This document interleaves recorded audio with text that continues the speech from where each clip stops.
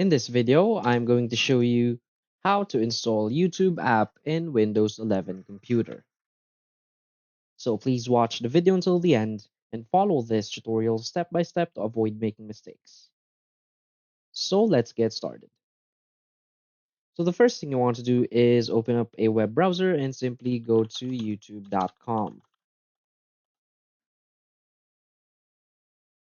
So now from here in YouTube, what we want to do is you'll see this icon right here in the top, right?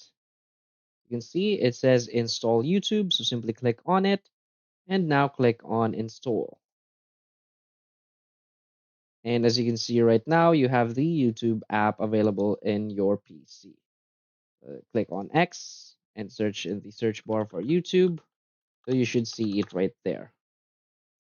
As you can see, would you like to pin YouTube to your taskbar? You can also do this. If you click on yes, the YouTube app will now be pinned. So if you want to open YouTube directly, click here, and that's it.